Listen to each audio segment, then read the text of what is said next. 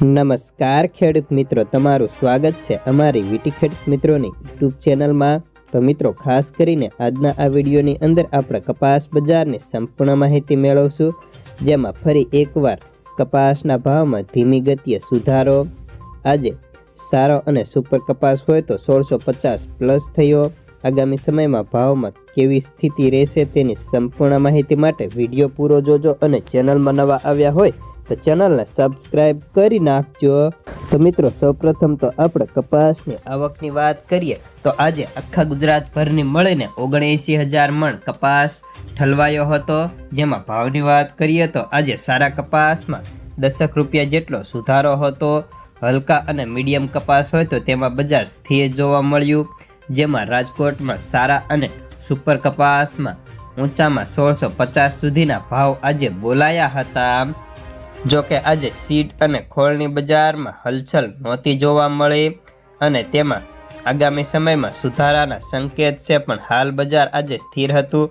સૌરાષ્ટ્ર અને મહારાષ્ટ્રમાં 10 થી લઈને 15 ગાડીની આવક હતી અને ભાવ 1500 થી લઈને 1510 રૂપિયા સુધીના જોવા મળ્યા હતા।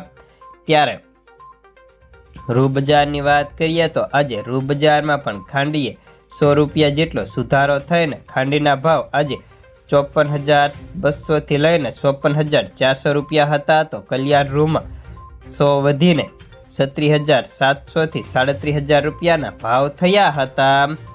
હાલ અત્યારે કપાસના ભાવની વાત કરીએ તો એવરેજ કપાસના ભાવ પ્રતિ 20 કિલાના 4G હોય તો 1600 થી લઈને 1650 રૂપિયા સુધી, A પ્લસમાં 1550 થી 1600, B પ્લસમાં 1500 થી લઈને 1550, બીમાં 1400 થી લઈને 1440, C ક્વોલિટી અને ફળધર કપાસ હોય તો તેના ભાવ 1200 થી લઈને 1400 ની વચ્ચે જોવા મળતા હતા।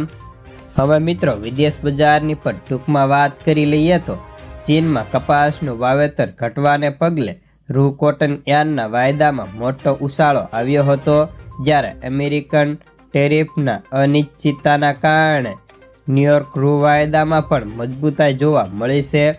હાલ વાયદાઓની વાત કરીએ તો આજે ન્યુયોર્ક માર્ચ વાયદાની અંદર સારો એવો સુધારો થઈને 43,737 રૂપિયાનો વાયદો થયો છે। ત્યારે ચીન વાયદાની અંદર પણ માત્ર એક દિવસમાં 1907 રૂપિયાના વધારા સાથે વાયદો આજે 70,648 રૂપિયાની સપાટીએ પહોંચ્યો હતો, જેથી હવે વિદેશ બજાર સારું અને સુધરશે।